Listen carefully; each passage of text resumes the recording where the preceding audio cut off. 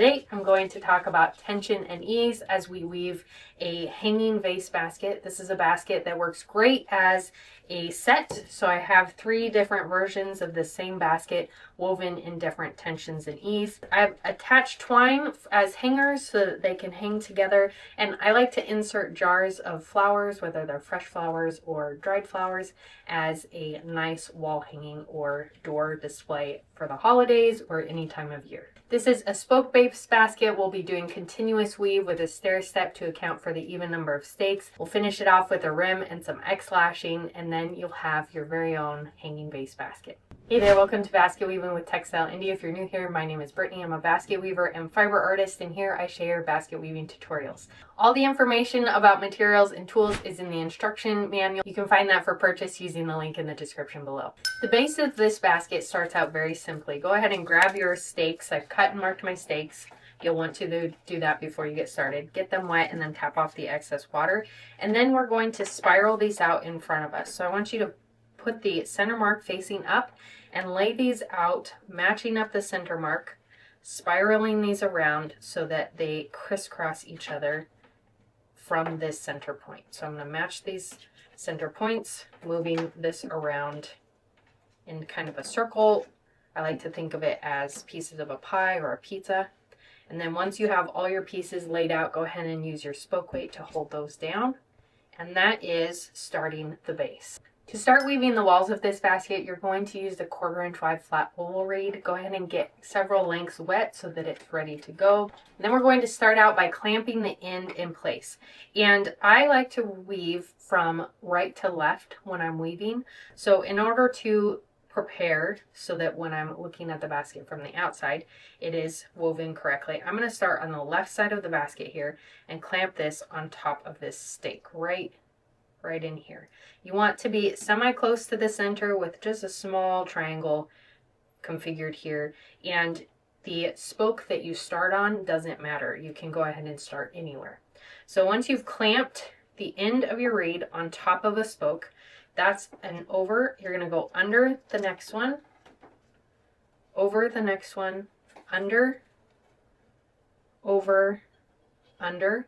And this is going to want to rotate the 1/4 inch wide upward or twist it.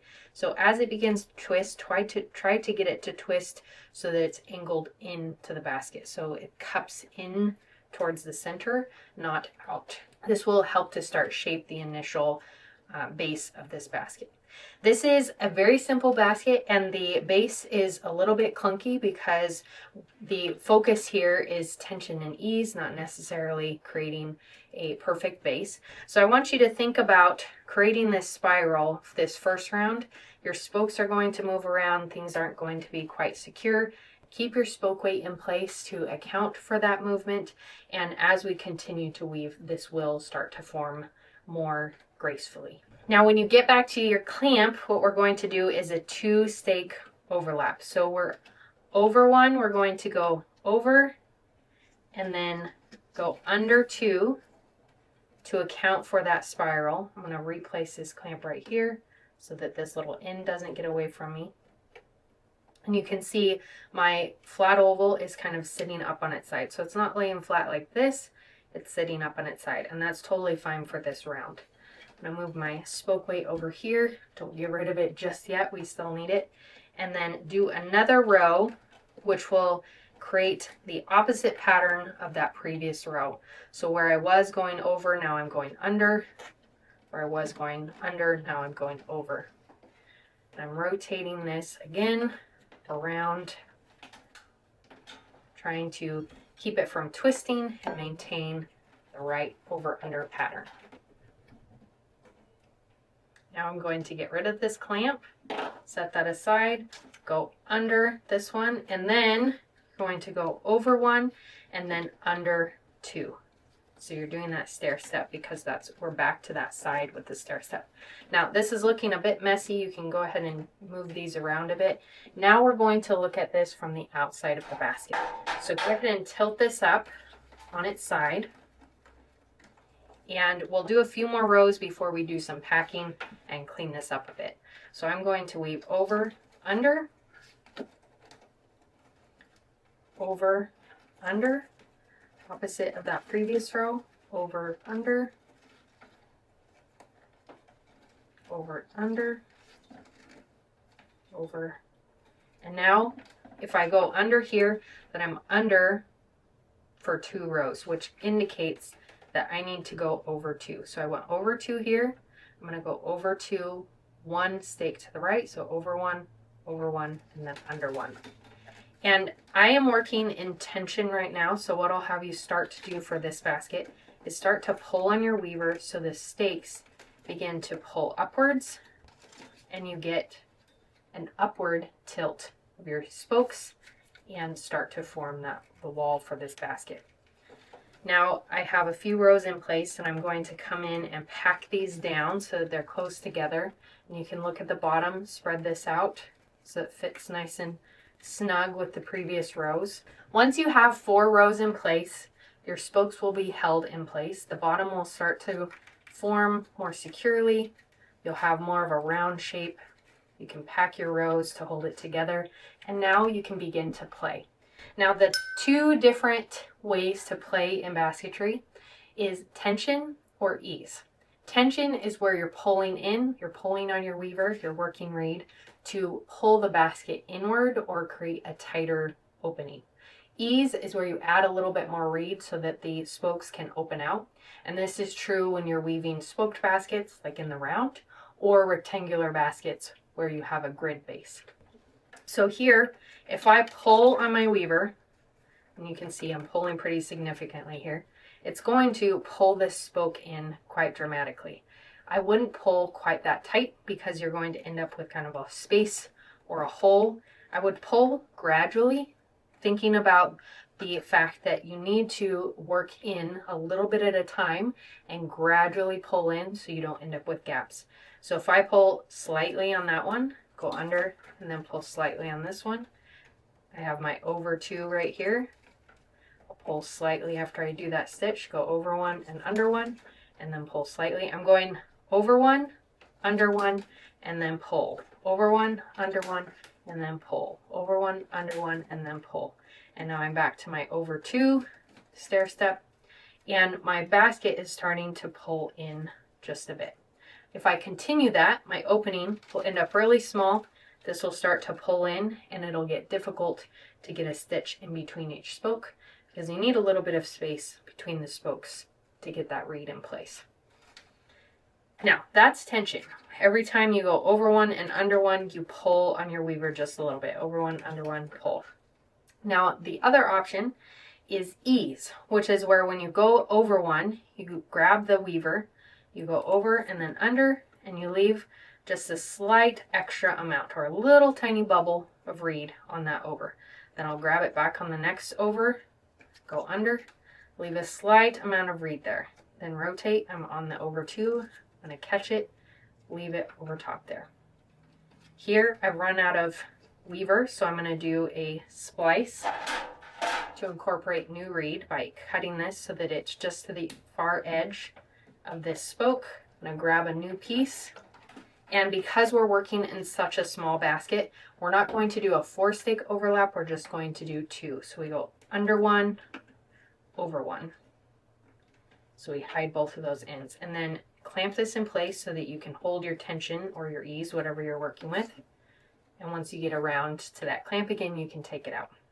So again, we're doing ease, so I'm catching every over with my finger, leaving a little bit of excess. Here I am again at my stair step, take out that clamp, and we're rotating around. So this will start to bow out your spokes so that the basket gets wider. Now, I said there were 2 ways to weave, but there's actually 3. The third is to maintain tension.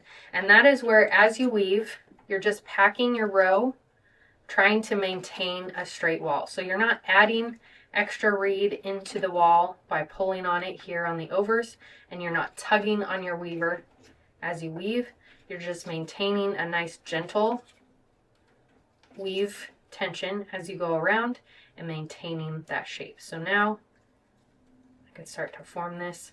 I'm going to add a little bit more ease here and try to get these walls to come outward just a bit by adding just a little extra bubble in here. And it can take several rows to start to see it, so be consistent with the adding ease. The other tricky part about tension and ease is that whenever you add in a new piece of reed, that overlap that happens right here is going to mean that it pulls a little bit or it loosens up a little bit. It'll do either depending on how loose or how floppy the reed is. It can also depend on how secure your joint is. So I went under this one and over this one. I'm going to put a clamp there so that I can hold that tension and do a few wraps around so that it holds it in place without pulling out and tightening up on me. So now you can gently see the walls start to bow out slightly because I'm adding some ease into these walls. I'm getting more of a opened glass than a bottle shape. The nice thing about the simplicity of this basket, once you get that base started, you can kind of weave away and just play with the results. And you'll get a feel for tension and ease by doing this several times and seeing how different effects impact the shape of your basket. Continue to weave until you have about 2 inches at the top of your stake, which will account for our cut and tuck, setting up the rim and all of that. So you'll go ahead and play around with the continuous weave, splicing in new reed whenever you need to, and weave until you reach that 2-inch point. When you get to that 2-inch point at the top of your basket, you're going to end your weaver on top of a reed, and we're going to just let that stay put. Now we're going to weave 1 start and stop row at the top here. So start on top of a weaver, clamp that in place, weave around the basket, maintaining whatever tension you desire. So because my starting end is right here, I'm going to do an over 2 to cover up that ending end. You may just continue a plain weave around without having to do a second over 2. I'm going to go over and then I'm going to cover my end and do a 4 stake overlap here where I cover 1, go behind 2, over 3, and behind 4. And that row is where we will put our sandwiched rim. Now go ahead and cut and tuck the top of your basket. Because we have 2 places where we're over 2 for that top row that we did start and stop with, I'm going to fold one of those pieces to the outside and tuck it to the outside of the basket, making sure that the ends are hidden. Attach the rim like you normally would for a sandwich rim. I have the finishing steps of cut and tuck, putting on a sandwich rim, and finishing the top with X-lashing in this video here. I'll put it in the description below as well so that you can reference that. You'll finish off the top and then we'll attach twine to hang this basket. Now I can join this new one in with my collection of hanging vase baskets and I'll have a beautiful array of bouquets or dried flower arrangements. Or you could just hang these baskets and store washcloths or towels or things in the bathroom, or just hang them up as decoration. There's a variety of different ways you could utilize these baskets or just display them. Again, the main goal for this basket is to practice tension and ease so that you can learn to control the reed as you're weaving, get a sense or feel for how the reed reacts when you add tension, ease, or try to maintain the sides of the basket. This is a really good skill to know as a basket weaver, and it will help the end results of your basket projects from here on out. Be sure to like and subscribe to my channel because it ensures that I'm able to continue making content like this. Watch this video for more basket weaving, and until next time, happy weaving. Bye.